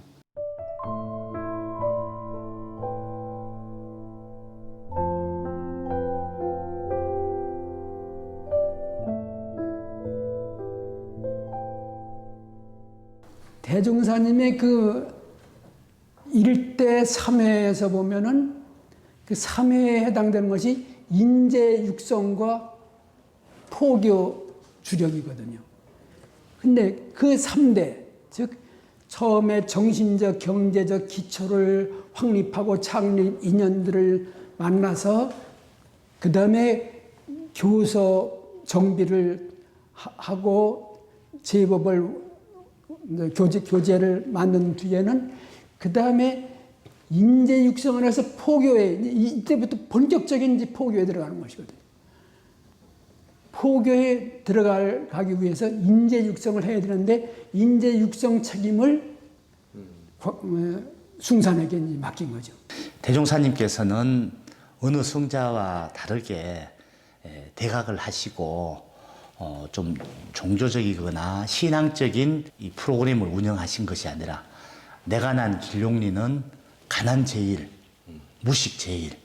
그래서 이 현실적인 문제를 어떻게 극복할 것인지 이거에 대한 강조점이 있으셨습니다. 그래서 주민들과 같이 저축조합을 만드시고 바다를 막아가지고 간척 사업을 하시죠.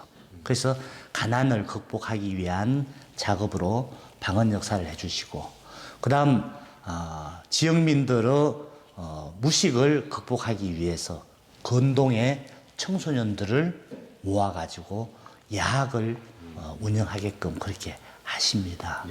그래서 결국은 이 야학으로부터 비롯되는 원불교의 교육은 바로 이 교육이 없으면은 세상 문명이 침체된다. 그래서 앞으로 이 세상의 문명이 향상되고 그러기 위해서는 교육이 꼭 필요하다.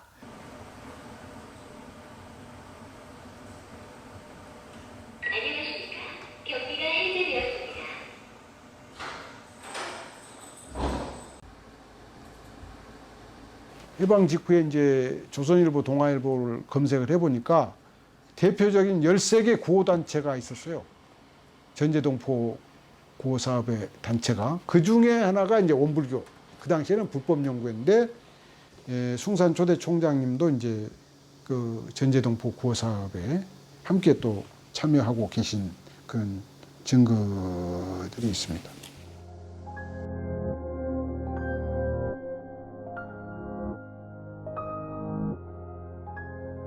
나라의 건국 사업에 이제 적극적으로 참여하고 해외에서 밀려오는 동포들을 구제하는 사업, 전제동포 구호 사업에도 이제 열심히 참여하면서 거기서 이제 무슨 문제가 생기냐면은 이제 해외에서 젊은 사람들도 다 들어올 거 아니에요. 자녀들도. 그럼 어떻게 해도 이 자녀들은 어린 애기들도 있을 거고 중학생 정도의 애기들도 있을 것이고 뭐 고등학교 다니는 정도의 나이 있는 청소년도 있을 것이고 뭐 대학을 다녀야 될 청년. 그래가지고 이 젊은 청소년들의 교육 문제가 전제동포 구호 사업을 하면서 굉장히 중요한 과제가 돼가지고 원불교 안에서도 이제 그 논쟁이 여러 번 이렇게 일어났어요. 그래서 유일학님을 전제동포 구호 사업을 시작한 지 9월에 해가지고 그 다음에 5월에 개교하니까 뭐 한 7, 8개월 정도 준비를 해서 개교를 하게 됩니다.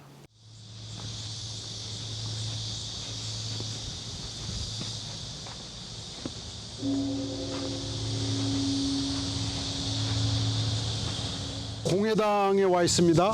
여기 공회당은요, 원광대학교 전신인 유일학님, 그러니까 원광대학교가 처음 출발할 때 이름이 유일학님인데 1946년 5월 1일에 바로 이 건물에서 원광대학교가 시작이 되죠. 유일학님 이름이라는 걸로. 그래서 원광대학교 최초의 건물이다. 우선 이렇게 이해하시면 될 것 같고요. 그럼 왜 원광대학교에 지금 군에 있지 않고 여기에 있냐? 1946년도만 해도 그 대학 교육을 이제 제대로 할 만한 인프라 이런 것들을 충분히 갖출 수 없었던 그런 특수한 시기였기 때문에 그 시기에 이제 원불교 건물을 빌려서 원광대학교가 이제 1946년 5월 1일에 여기서부터 이제 출발합니다. 강의실 안으로 한번 들어가 보겠습니다. 예, 아주 한옥 냄새도 나고 이 마루로 된 그 강당 바닥이라서 기분이 상당히 상쾌하네요. 이 정도 공간이면 한 뭐 100명이 들어와서 수업을 들어도 충분할 정도로 넓은 공간이네요. 아마 제가 서 있는 데가 연단 쪽이고 이쪽에가 아마 칠판이 있었겠죠. 여기에서 이제 교수님이 강의하고 학생들이 이제 앉아서 수업을 들었는데 그때는 이제 그 원불교 학과로만 처음에는 출발하죠.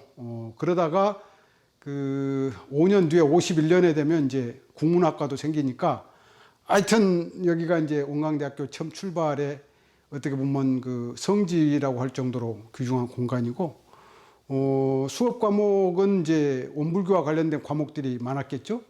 그리고 이제 국문학과가 생기니까 공간이 이제 협소해져 가지고 나중에는 이제 그 교사가 이리 시내로 갔다가 53년 무렵에 현재 이제 원광대학으로 이렇게 이전을 하게 됩니다.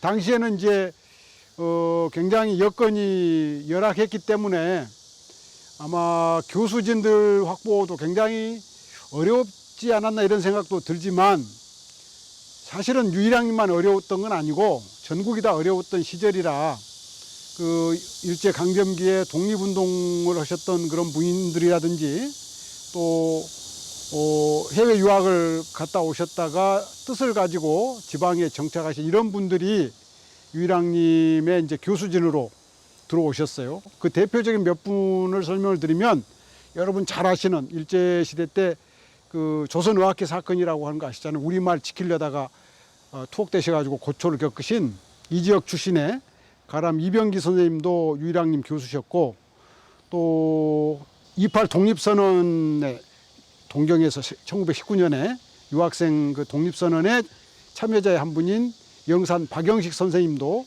유일학님 교수로 오셨고 또 파리장서 사건에 참여하셨던 야성송 씨 집안에 송인집이라는 분도 유일학님 교수로 계셨습니다.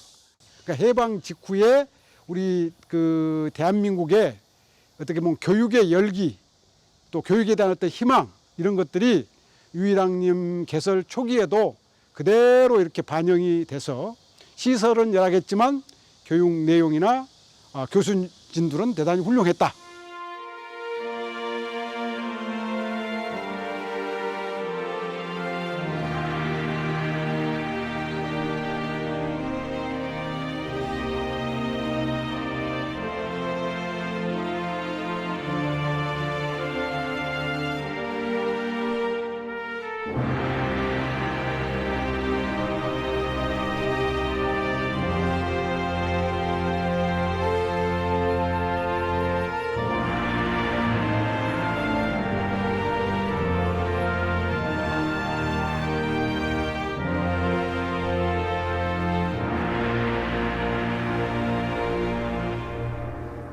여기는 원광대학교 중앙도서관 6층에 있는 고문원실입니다. 제가 오늘 이 고문원실을 방문한 것은 특별한 이유가 있습니다. 원광대학교 중앙도서관은 여러 그 유지들께서 기증해 주신 그 도서로 처음 출발을 하게 되는데요. 현재 여기는 한 2만 책 정도의 고서, 그러니까 호남 지역의 고문원 중에 거의 빠짐없이 갖추고 있다. 그 중에는 이제 그 이순신 장군의 문집, 충무공 전서 같은 것도 소장이 되어 있고요. 조선시대 이제 그 유학 중에 한 분야인 예학을 개척한 사계 김장생 선생님의 그런 문집도 제장된 귀중문들이 참 많죠.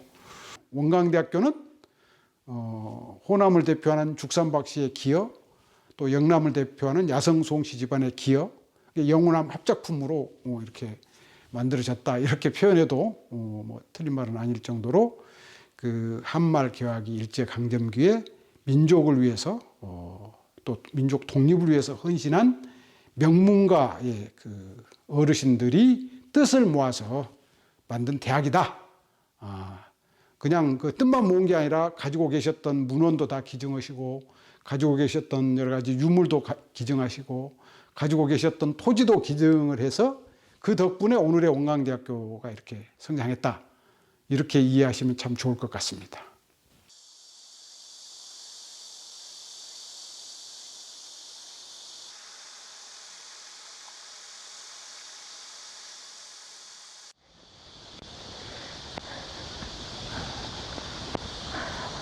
언제 오냐, 서환이는? 아니, 남편은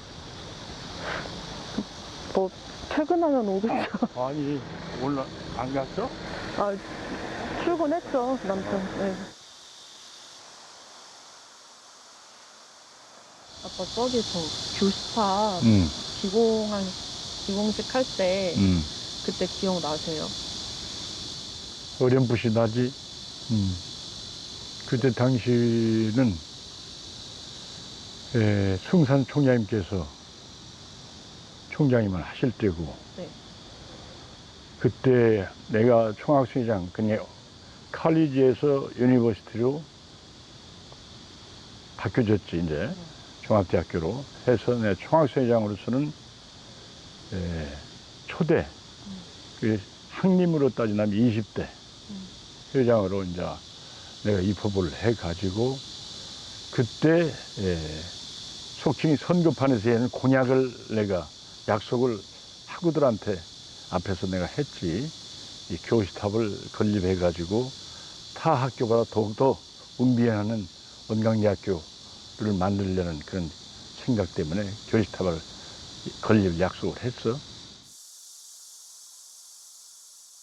저 교시탑을 이제 우리 원광인만의 이제 정신을 한꺼번에 응축시키고 그리고 또 우리 원광인의 그 자존심이라든가 자부심을 저 교시탑에 다 모아놓은 그런 거네요. 그러니까 우리 학훈이든가 교훈이든가 거기에 지금 해가지고 우리 학생들도 순회가 도덕적 대학 아닌가 쉽게 말해서 그러면서 학문을 연구하고 진리를 탐구하면서 앞으로의 원광인의 긍지를 심어주는 하나 계기가 될 것으로 생각을 했지. 저 동상이 그 배영식 교수께서 나한테 사진을 하나 부탁을 해서 왜 그러시냐고 물어봤더니 그 조형물을 만드는데 내 사진을 갖다가 투영을 시키고자 하는 생각 가지고 돌려서 갖다 주셨더니 결과가 지금 사진 속에 그 상이 저 동상으로 생각하면 된다고.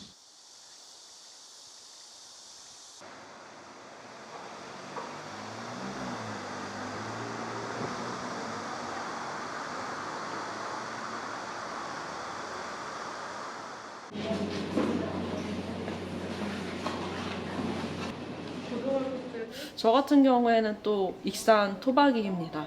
이제 34년째 익산에 줄고 살면서 저도 모르게 아버지 영향도 받고 우리 원광대학교의 영향도 받고 그리고 또 이 지리적인 환경으로도 영향을 받아서 익산에 대한 그런 좀 애정이 많아진 것 같아요. 남편도 한문교육과 출신이고요.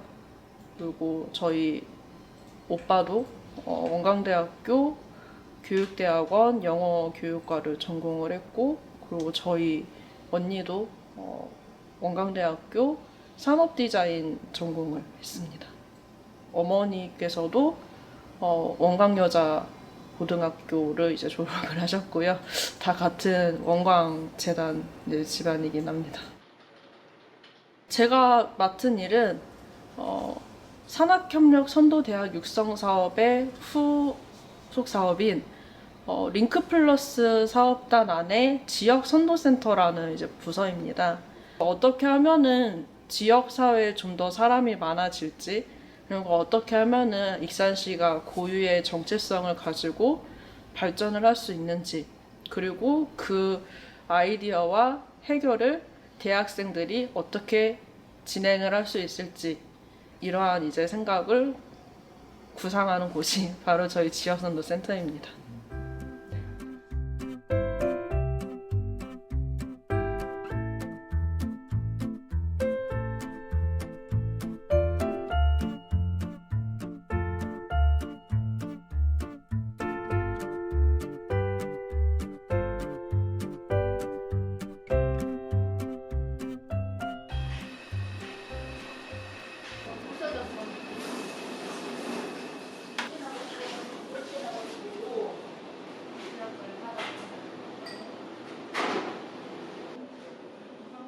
처음 시작은 SSK라는 연구단에서 시작했던 거고 우리 안윤숙 교수가 그것을 실천하고 있고 저는 그것을 이렇게 어떻게든지 유지될 수 있도록 지원하고 있고 이제 이런 것뿐만 아니라 학교, 원광대학교가 지원하고 있고 익산시가 지원하고 있고 가장 중요한 것은 이 지역에 살고 있는 할매들이에요. 할매들이 장아찌라도 가져오고 된장이라도 가져오고 우리 그 손자 같은 놈들 이렇게 좀 먹이라고 이렇게 가져오는 이런 따스한 마음들이 이런 모델들을 만들고 있는 것 같아요.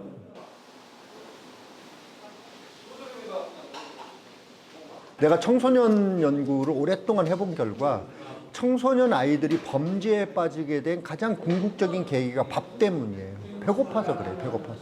네. 그래서 자 편의점에 가가지고 라면 한 그릇만 사 먹을 돈 있어도 애들 범죄 안 저질러요. 그런데 진짜 라면, 그러니까 컵라면 하나 사 먹을 돈이 없으니까 컵라면 사 먹기 위해서 삥도 뜯고 그게 이제 더 커지기도 하고 그래요. 그러니까 우리 사회가 우리 이 아이들에게 밥만 먹여줄 수 있어도 지금과 같은 어떤 범죄의 악순환 고리에서 얼마든지 끊어줄 수 있어요. 그래서 우리 슬로건이 잘 먹고 잘 놀자 우리들의 세상이라는 거예요. 그러니까 공급자 중심, 어른 중심이 아니라 아이들 중심으로 한번 만들어 보자라는 게 이 식당이에요. 그렇기 때문에 이 아이들은 물론 아이들이기 때문에 순식간에 이렇게 막 도망가기도 하고 사고도 치고 뭐 무궁무진합니다. 다이나믹해요. 그렇지만 적어도 이 식당을 근거로 해서 익산을 떠나지를 않아요. 한번 여기에 온 아이들 전국에서 오는데 그게 이 식당이 존재하는 이유. 그냥 가는 놈들 있으면은 그냥 그래 갔다 와라. 언제든지 와라. 여기는 너희들의 집이다. 어른들이 있는 곳이다. 고향 같은 곳이다. 너희들이 언제라도 도움을 그래. 요청할 수 있는 그런 언제든지 어른들이 와라. 있으니까 언제든지. 도망만 가지 말아라. 갑자기 사라지지만 예, 말아라. 예. 근데 사라지다가도 와요. 결과적으로는. 그게 이제 아마 우리 식당이 그래도 존재할 이유가 되어 있구나라고 생각을 하는 거예요.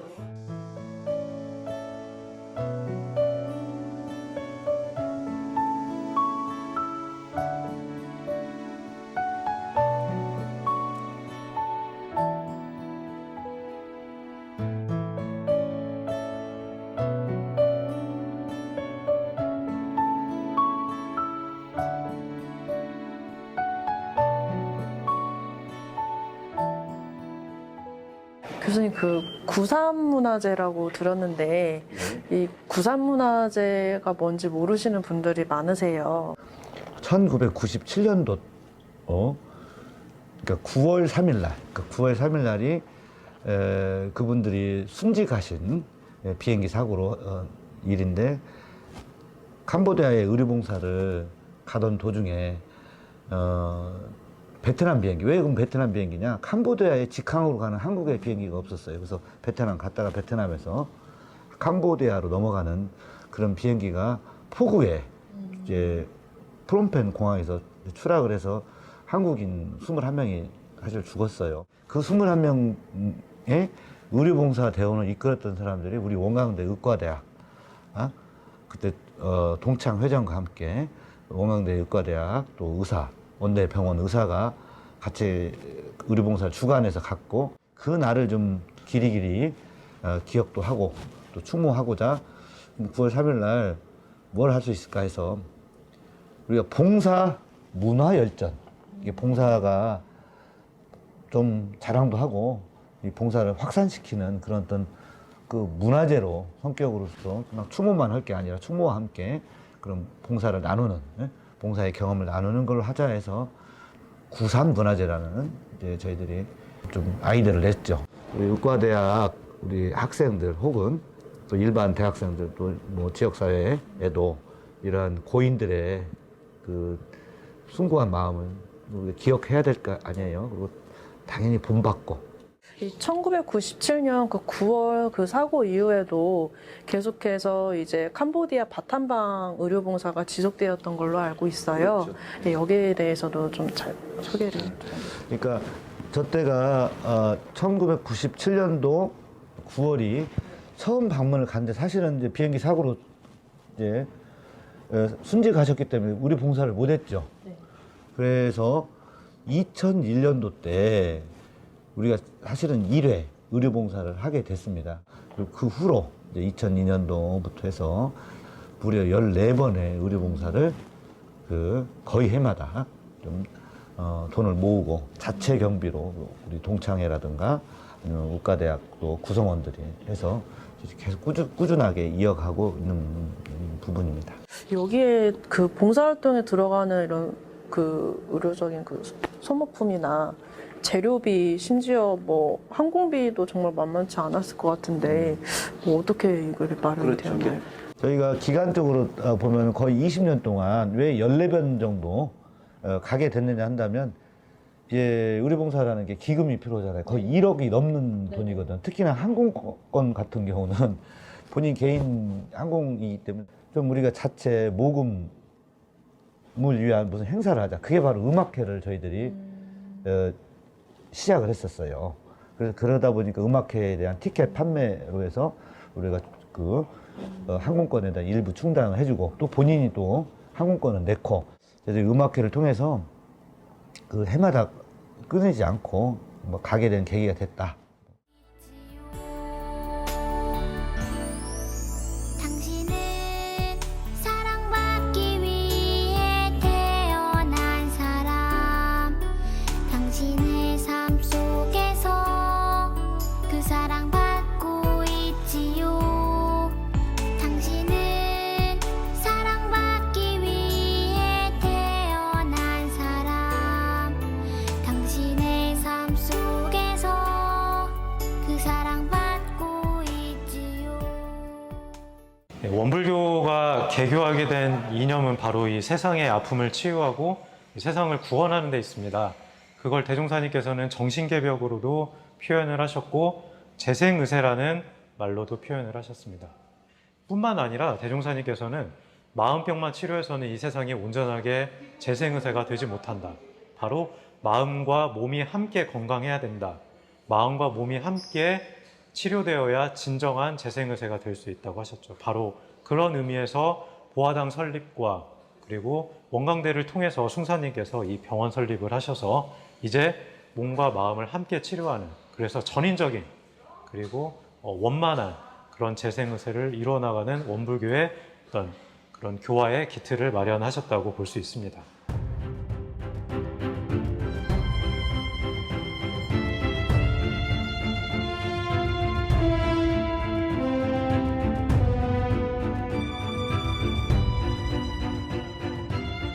저희들이 숭산 초대 총장님을 재조명한다고 그럴까요? 새롭게 이렇게 알아보려고 하는 좀 이유가 있죠. 40년 동안 그런 전인교육, 덕성교육, 그 속에 이제 지식과 기능도 함께 담으려고 했던 이 교육 철학, 이런 부분을 저희가 다시 들여다볼 필요가 있고, 그러한 40년간에 걸친 전인교육으로 일관하시려고 하셨던 그 노력은 여전히 시대가 35년이 흐른 뒤, 뭐 한 40, 50년이 흐른 지금도 오히려 더 필요했으면 했지, 결코, 시대에 뭐 뒤떨어진 것이 아니다. 그러니까 저희들이 어떻게 보면 그 오래된 역사와 전통 속에 숨겨진 미래에 살려가야 될 어떤 보물, 가치, 이런 것들을 숭산 박규진 총장님께서는 40년 동안 원광대를 이끌어 오시면서 우리들에게 위대한 유산으로 물려주신 것이 아닌가. 오늘 총부에서 있는 예비 교무 지원자 수시 모집에 있어 지원한 사람들을 면접을 했습니다. 요새 시대가 출가에 대한, 성직에 대한 별로 관심이 없는 시대인데 그래도 귀하게 여러분의 후배들이 지원을 했습니다. 그래서 그 친구들을 오늘 만나봤는데요. 뚜렷한 소원이 있고 왜 이 길을 가야 되는지 너무나 잘 알고 있더라고요. 하지만 이 청년들이 거의 19살, 20살입니다. 이런 친구들이 이때 품은 이 마음이 정말 끝까지 잘 가서 세상을, 원불교를 위한 일이 아니라 세상을 위한 일을 하러 왔다고 다 그래요. 원불교의 무엇이 아니더라고요. 그래서 세상을 맑히고 또 밝히고 또 그 안에 주인공이 되기를 간절히 염원하는 마음이 끝까지 들었고요. 제가 지금 느끼는 숭산종사님이 어떤 분이냐라고 저한테 만약에 묻는다면 종교와 탈종교의 사이에 서 있는 경계인이다라고 말씀을 해보고 싶어요. 그러니까 종교라고 하는 그 숭산종사님은 이제 원불교를 창시하신 소태산 대종사님의 친자셨고 더군다나 큰아들이셨고요. 또 무엇보다 자녀로서뿐만 아니라 이제 인재로서 교단의 주목을 받는, 그리고 일찍부터 이제 그 인재 양성에 대한 아주 중요한 책무를 맡기셨던 그런 어른이셨고, 그런가 하면 동시에 이제 또 그 통종교적인 측면, 또 종교적인 측면, 이런 것들이 다 같이 어우러져서 이분이 가지고 있는 스펙트럼이 제가 생각했던 그 미래 원불교의 어떤 모습하고 상당히 잘 맞아떨어진다는 생각을 하게 됐어요. 우리가 이제 지금 현재 맡고 있는 여러 가지 원광대학교에 또는 지방대학 전체가 겪고 있는 이 위기를 어떻게 극복할 수 있을까를 생각해 보면, 저는 바로 그 숭산종사님이 이 학교를 만들면서 고민했던 그 지점, 그러니까 다시 말하면 그 소태산 정신이라고 하는 소위 그 영성 공동체 또는 천년의 만보살이라고 하는 집단지성을 어떻게 구현시킬 수 있느냐. 저는 숭사님의 유품 중에 이 이발도구를 제일 좋아하는데요. 제가 이발도구를 보면서 이 이발도구가 숭사님 그 부인이신 이명전 여사님께서 숭사님 직접 머리를 잘라주셨다고 해요. 제가 이 글을 딱 보면서 참 놀랐어요. 숭사님께서 총장님으로서 뭐 좋은 곳에서 머리도 뭐 다듬으실 수 있고 뭐 그런 혜택을 받으실 수 있을 거라고 저는 당연히 생각을 했는데, 숭사님께서는 그런 다양한 것들은 다 놓으시고 오직 대학 경영만을 위해서 애써주셨고, 바로 이렇게 근면하게 살으셨던 그런 모습들이 주변 사람들로 하여금 존경받고 그리고 숭사님을 신뢰할 수 있는 그런 밑바탕이 되지 않았나, 이런 생각을 해봅니다. 숭산법어 거울의 교훈. 우리 인간의 본래 마음은 거울과 같이 맑고 깨끗하고 사도 없으며 악도 없는 청정한 당체인 것이다. 그래서 불교에서는 우리의 본래심을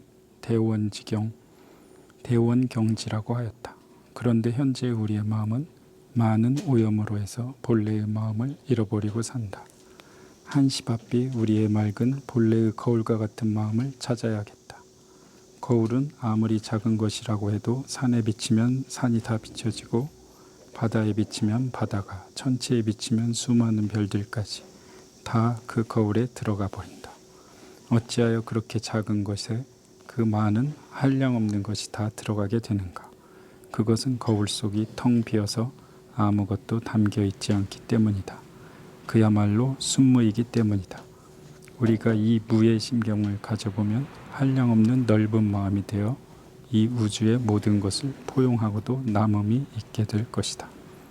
자기를 미워하는 사람도, 원수가 되어 있는 사람도, 자기와 관계가 되어 있지 않은 사람도, 일가 친척이 아닌 사람도 다 똑같이 포용할 수 있는 마음가짐을 우리는 거울에서 배워야 하겠다. 거울 앞에는 선인도 악인도, 돈 많은 사람이나 가난한 사람, 권세나 지위가 높은 사람도 다 같이 빛을 따릅니다. 돈 많고 지위 높은 사람이라고 해서 어여쁘게 비치고 그만 못한 사람이라고 해서 허술하게 비치지 않는다. 친하고 가까운 사람은 좋게 비치고 미흡고 싫어하는 사람은 좋지 않게 비치지 않고 전부가 거울 앞에서는 평등하게 비춰진다. 그분은 그 대한민국의 어떤 큰 어르신이었어요. 그 정도로 이렇게 저는 높게 평가를 하거든요. 근데 그분은 그 남다른 어떤 그런 정들이 많았던, 그리고 본인한테는 엄격하더라도 이렇게 제자들에게는 이렇게 항상 그 뭡니까? 그 정이 있는 그런 어떤 분이셨어요. 그래서 제가 이제 총장실을 점거 이렇게 하면서도 늘상 또 우리 총장님을 생각했던 어떤 부분들이 야 이거 정말 나도 내가 해도 너무하지 않느냐 이런 어떤 저의 어떤 통렬한 반정도 아울러 있었고요.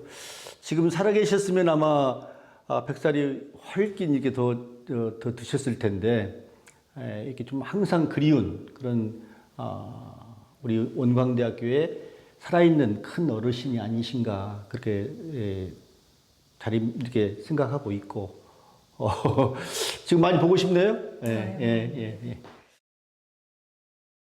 이 세상에 지금 많은 종교가 있는데 종교를 이제 원불교라고 그러니까 이것이 불교를 어떻게 개혁한 것이냐 이렇게 이제 생각할 수도 있고 근데 불교 개혁뿐만 아니라 전체 종교를 개혁한 걸로 지금 생각합니다.